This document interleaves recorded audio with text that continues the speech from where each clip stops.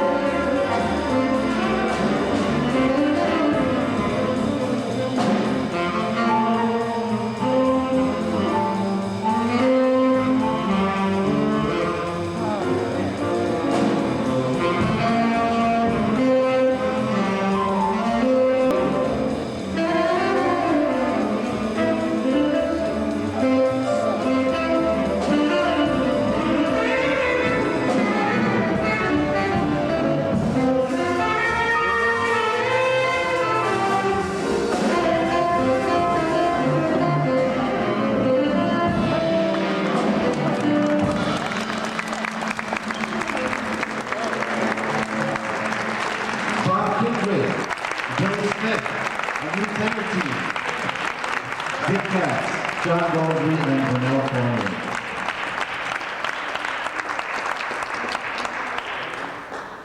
Well, next it's my pleasure to introduce a gentleman who I think is knew Lester Young and has certainly written the definitive things I've ever read about Lester, putting it into words. It's my great honor to introduce my good friend, Mr. Dan Morgenstern.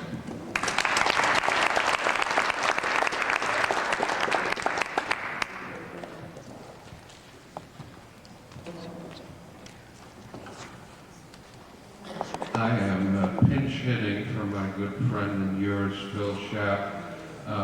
Sadly, Phil had to leave on Friday to fly down to Tucson, where his father, whom we all know, suffered a heart attack. So we wish the Schaaps well. And if anyone knows anything, if anyone has heard from Phil, let us know. Lester Young, as Loren said, quoting Lee Konitz, changed many lives.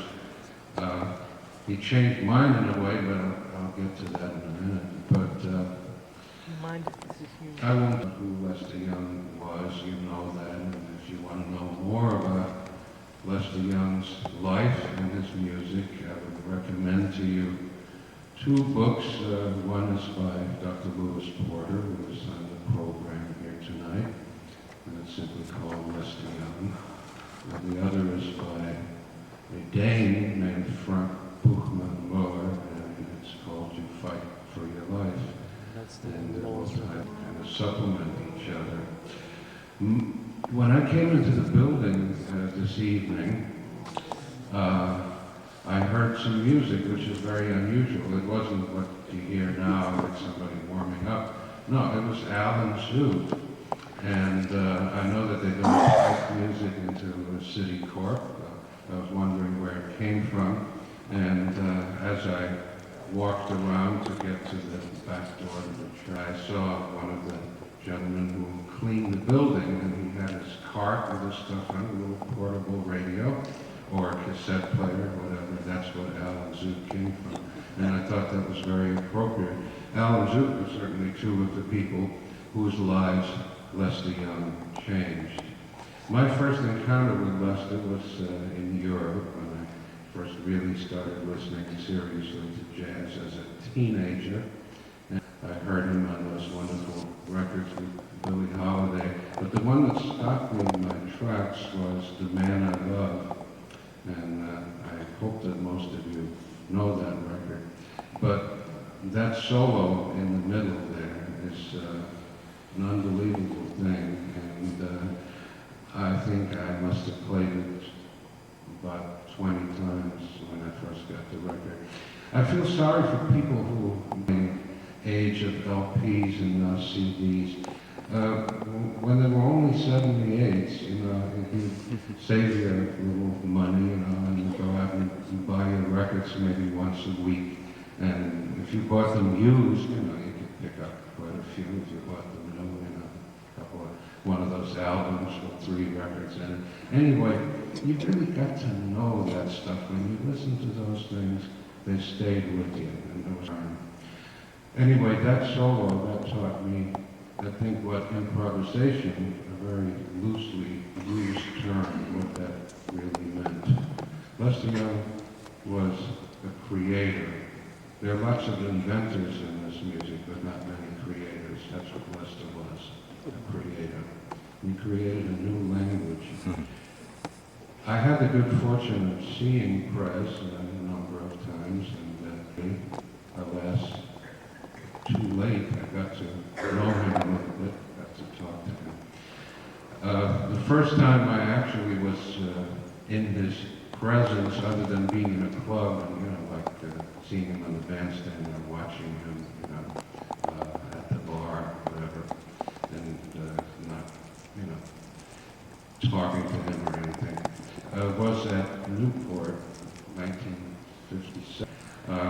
Back in those days in Newport, when it was outdoors at Freebody Park, usually had a hard time between the afternoon concerts, which always ran late, and the evening concerts.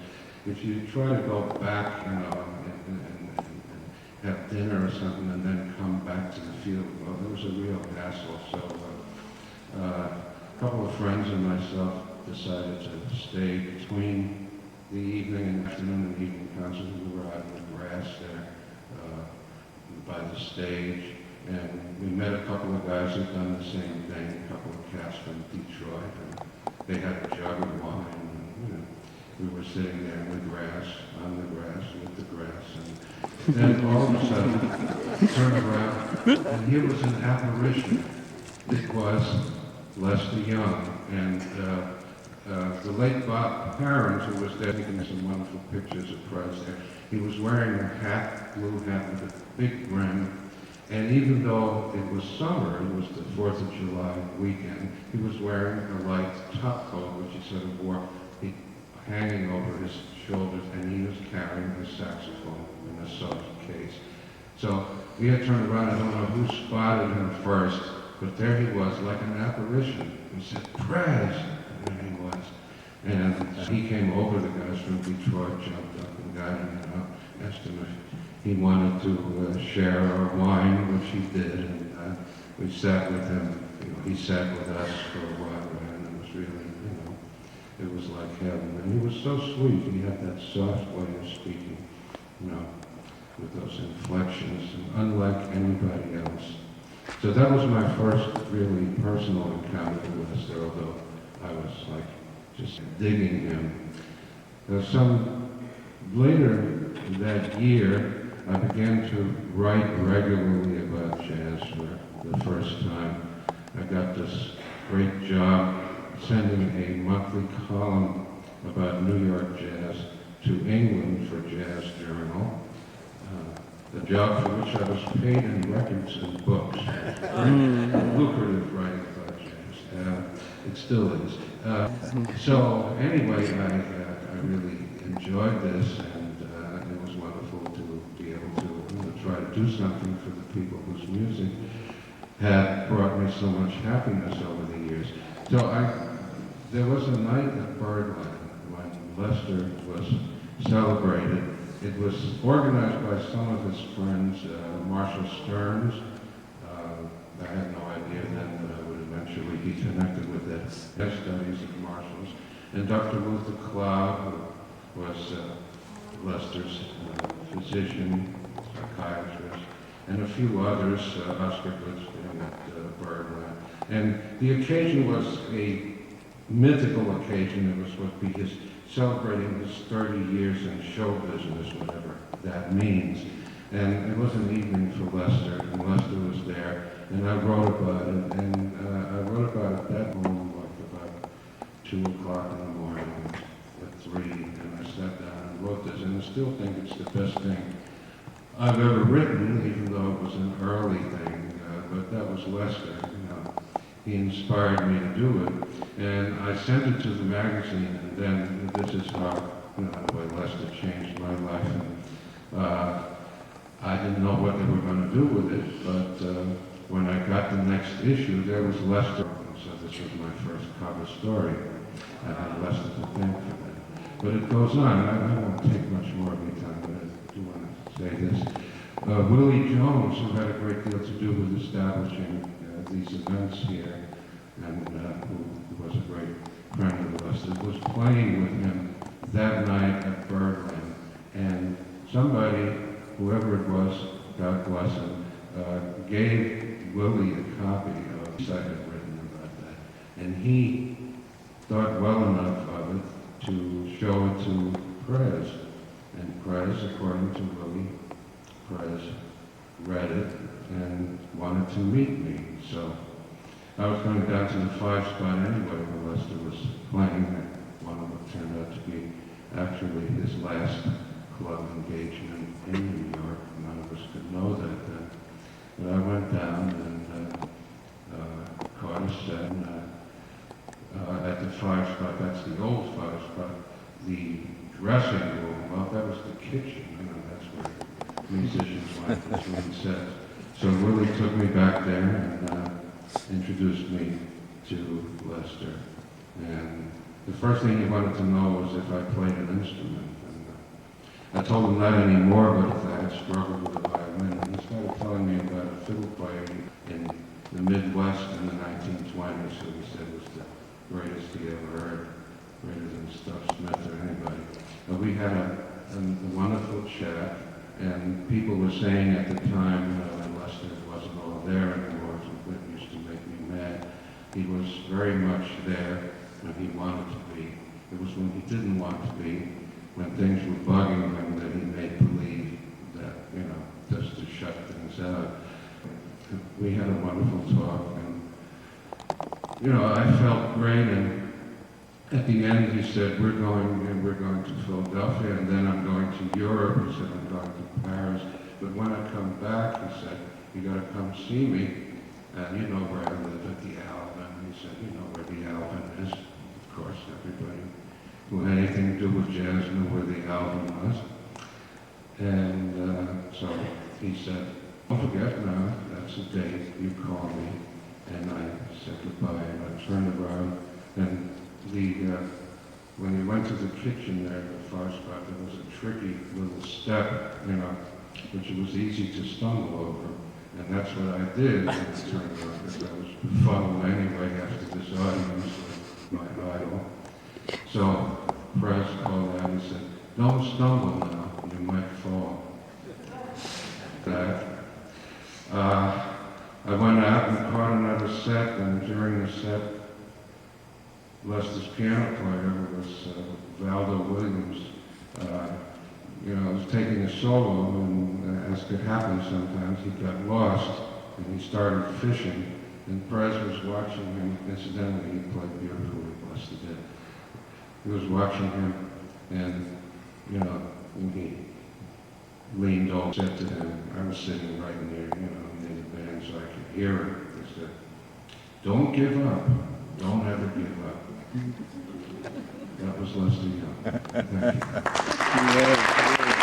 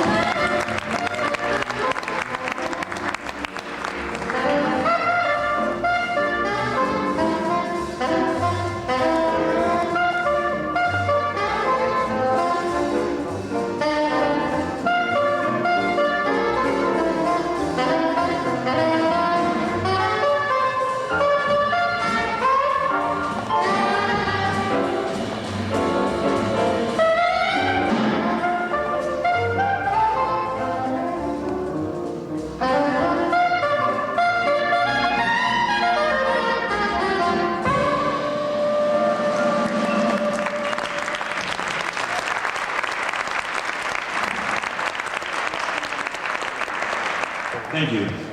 I joined Count Basie's band in 1951 at the age of 21. I had already had a little experience in Lionel Hampton, about 2 or 3 years. And I was trying the last couple of days to think of when I first met Prez. I don't want to delude you into thinking I was one of his best friends. That could never be, because by the time I got to Count Basie's band, Lester Young, Joe Jones, Freddie Green, and Basie were all made somewhere else. They weren't. And I was in Basie's band for 12 years. I never did call him Basie or what. Anyway, he was always chief to me. All of these people were kind of otherworldly. They lived in another world. I guess during the days they came up in the 30s and 40s, they had to create another world. Otherwise, they never would have come through with the dignity and so forth they came through. I think about it now, how difficult it is now sometimes. You get abused and so forth by various club owners or entities and so forth. But I don't think it's anything like what they had to put up with. Right now I'm reading 2 books. I'm reading one on Prez and one on Buck Clayton. And it's a real thrill for me because I'm not really a historian. I don't know whether Buck Clayton went with Basie's band in 1936 or 1937. I'm gaining on that. Wasn't important to me. The music always was important. Now, of course, when I was with Lionel Hampton, I had heard of Lester Young, but I didn't really get a chance to meet him until I was with Basie's band, playing at Birdland. He was on the same bill, and I can't remember, there was no magic day when I met Lester Young. Lester was such an unobtrusive person until you looked up and he was just there. Nobody said, please. I don't know, and you felt comfortable with him because he was comfortable with himself. One of the things I learned from then and from being around him, he was a true original. That got him in trouble a lot of times. I'm reading from his book that when he joined Fletcher Henderson's band, he took the place of Coleman Hawkins. Coleman Hawkins had a big, robust sound, and it made a difference. I think it's a difference in the reed section. What Prez was doing was another kind of voice, and it was light and airy, and I'm sure that sounded beautiful in solo form. But when you sit in the section's used to hearing a full, blown-out sound, and I don't think Prez did that. Anyway, in his book, he said, while he was with Fletcher Henderson's band, it was really a kind of not good experience because Fletcher Henderson loved him, but the guys in the band hated him because Coleman Hawkins had been there before, and they were used to his sound. So when Prez sat down in the section, it wasn't the same. So they made life miserable for Prez, talking about behind his back and so forth.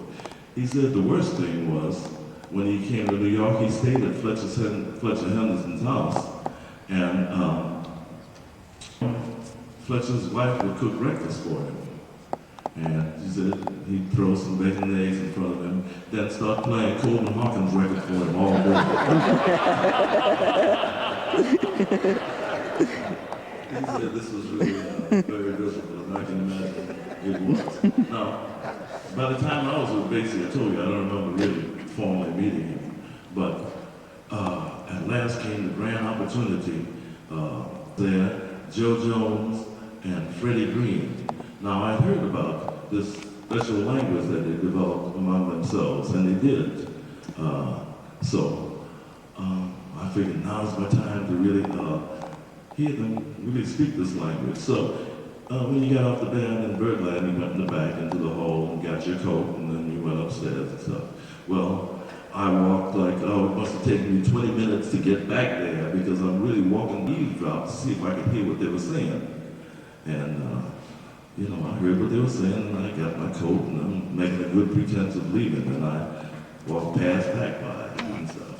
And every word they said was in English, but I didn't understand what the hell they were talking about. They had a language of their own. I'll give you, the only phrase that I can really remember was Dick Tracy on the left dangle. that meant there was a policeman in the house. Side of the house. Well, that was sort of an indication of the kind of language they spoke. Many things impressed me. As I said, my impression was that of a very young man. I didn't try and be buddy-buddy with these guys. They were elder guys, and I respected them. And I kept my mouth shut to try and learn as much as I possibly could. They told me some things. For instance, standing up talking, and they'd say, I saw Holy the other day. And then they go on and say, oh yeah, well, how's he doing? I didn't know until later that was a nickname for Count Basie. They called him Holy. But you never would know what they were talking about otherwise. Anyway, they were very original in their language, but they all had style. If you open a book now and look at any of those guys, I'm reading Buck Clayton's book. He said in, I think it must be the 1930s, he had a band out in California, and they used to do movies. And when they finished, the movie company would give them the uniforms. So they ended up in a uniform of white silk tails. Can you imagine that? I don't know how you would even keep that clean. But those guys were magic and immaculate, a style for what musicians were like. They set the style musically, they set the pace. They set the pace in manners of dress, in manners of action. And I was thinking of it the other day. Prez was the first cool musician I really knew. Cool is an attitude that musicians a lot of times have to develop. Sometimes it's a facade. A guy can act very cool and really not be. But I've always thought that if you open Webster's dictionary to the word cool, there should be a picture of Prez there to epitomize what cool really was. Because look at pictures of Prez. He didn't take any halfway pictures. Every picture is interesting because he believed in being an original. Just recently I was talking to a lady who told me that Prez, Beverly, that's spelled B-E-V-R-L-Y. The L-Y in her name stood for Lester Young. And when she was a kid, popsicles were very popular. So kids used to eat popsicles, and then after that, they kept them and painted on them and made little art figures. She said she could never find her popsicle sticks. Prez was saving them on wounded birds on their legs. He'd put the splint on and pass them off. He was such a dear man and a tender man, and he loved everything. I think his most endearing thing to me was once we were in Indianapolis, and it was on my birthday. I'm from New Orleans, and Prez is from Louisiana also. Indianapolis is the last place I would expect anybody to cook gumbo. If you know anything about gumbo, it's food. Now, there ain't no lakes or nothing about Indianapolis, you know. Yet, at this time, he had somebody to make some gumbo for me, and he brought it to me and gave it to me. Well, actually, I was so touched by it, I didn't want to drink it. I just wanted to wear it like cologne, you know. Anyway, Prez was a dear man, and along with his other cohorts, Joe Jones, Buddy Tate also, how to live, how to act, how to treat people.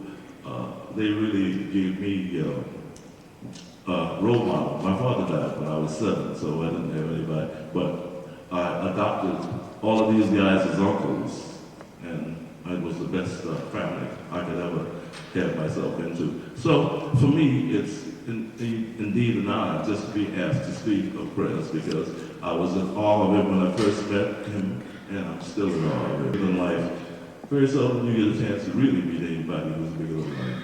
But he was. He influenced everybody's lives, and still will. You pull out some of those old records now, and you say, oh, that's where Stanley Katz came from. That's where Frank Foster now. You hear a bit of it, because everybody who played tenor after that, I think, wanted to play like Prez, but nobody ever did, because he was an original. And there's only one original, everybody else is copies. It's my honor and pleasure to have shared some of these reminiscences with you. I'd like to, for my musical part of it play, but not for me. Thank you very much.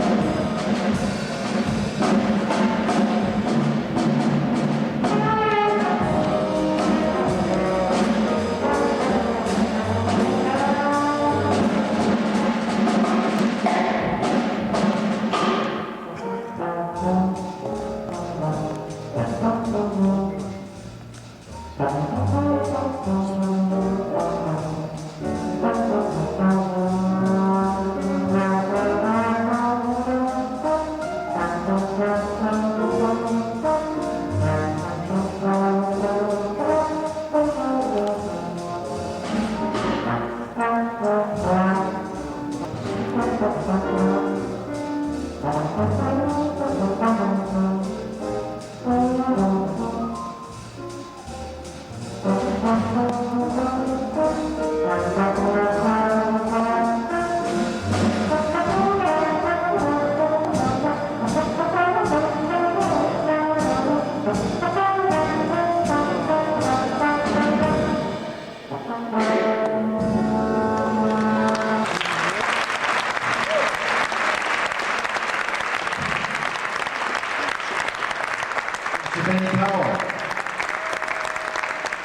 On the drums, Jim Lovely.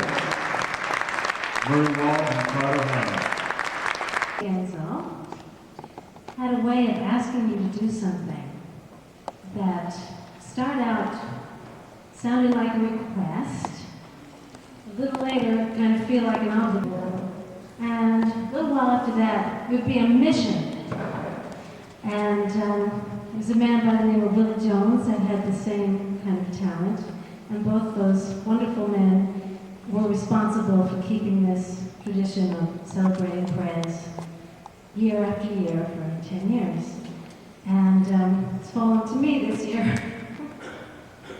So, like my friend Herb Lavelle said to me the other day, and Leonard Gaskin pulled a Willie Jones on him. I said, Herb, I know what you mean. So I had Willie Jones pulled on me too. Anyway, one of the tunes I'm going to sing is called Blue Luster, and Lester Young composed this after spending a very dark period of time in the armed forces. So it's kind of like what we just had, this long winter, and now this beautiful first day of spring, a celebration of Lester Young. The beginning of this tune is a verse that I composed. The body of the tune is what Lester composed. And I think of this first part as, I once saw a movie with Judy Garland. She was writing a letter to Clark Gable. And she says, Dear Mr. Gable, and then she sings, You made me love you. I didn't want to do it. So this is my Mr. Lester Young.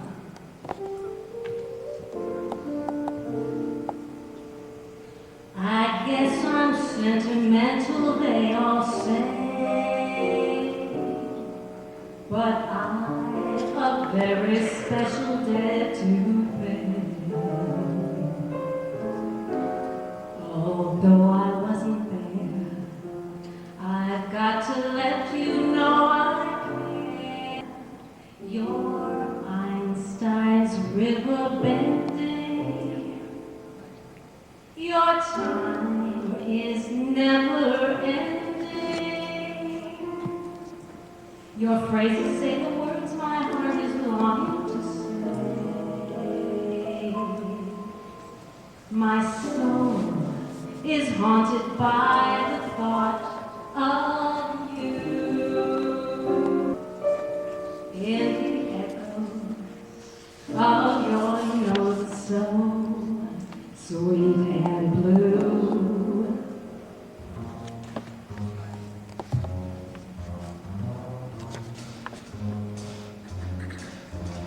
In 36, the word was swing, the sound was hot, and the harvest came. And Bessie was a swing, and it's true. But Lester came along, and he was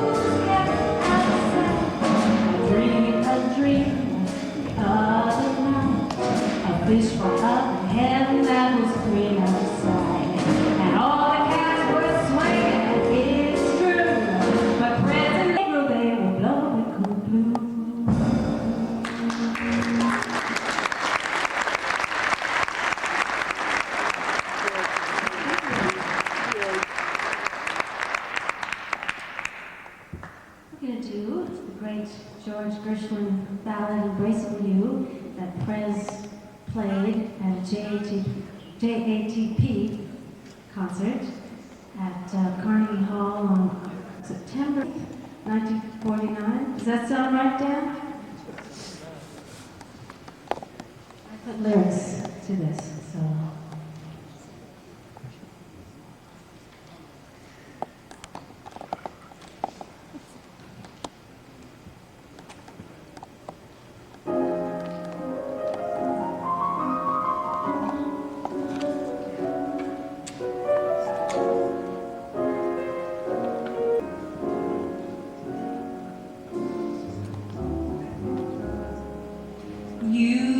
When you hold me in your strong embrace, I feel my troubles all melt away, and my heart longs to stay here. Baby, there's no other can for you. Always seem to hear each word that I say. You wrap your love around me, I start to fly so high, just like an eagle above the sky, scared all alone on my own. Please hold me tighter. Don't you know that I'm counting you? Funny but true, you set me free. Can you tell me why I'm high when I feel your breath so softly like a warm summer wind? I love the scent of your skin, magic shining from your eyes, hypnotize me with your sun. Never gonna feel complete till you join with me. Oh, don't you delay. Don't you know I've waited so long for you? I just can never explain how my heart can fill with rain. Come to mama, come to mama. I fell in love when you told me that you always hold me. Though I may travel the planet for the rest of my days, though I roam, I know I'll never find a home but in your embrace.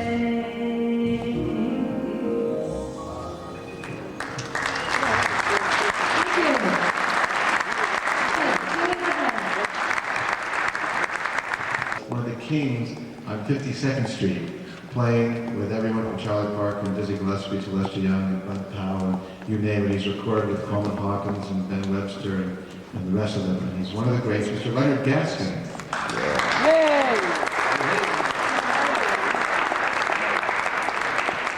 Leonard.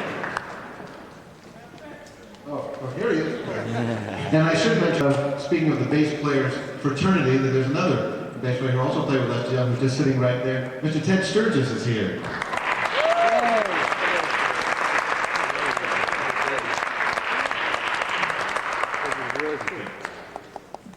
Thank you, Loren. Ladies and gentlemen, I was a great fan, or rather as a youngster. Now I've grown, and we all have with the years. And in 1936, I heard records of Count Basie Band. And there were a bunch of us in Brooklyn. There were a group of us in Brooklyn, actually. Brooklyn is it, as far as we were concerned. And we heard this wonderful new sound. So, with our limited resources, 16 years old, with our limited resources, we went out and we bought all the records we could find on this band that came from Kansas City that was doing something unusual. I might mention a few names, but they wouldn't mean very much to you all because it's been so long ago. However, as we would get the records, we would take them and we would listen to them and try to dissect with all the students at the time. We tried to dissect what these fellows were doing. It was quite different from the Count Basie, and quite different from the Fletcher Henderson, and quite different from the Andy Kirk, and many of the bands that we had heard, particularly the territory bands that were doing unusual things. And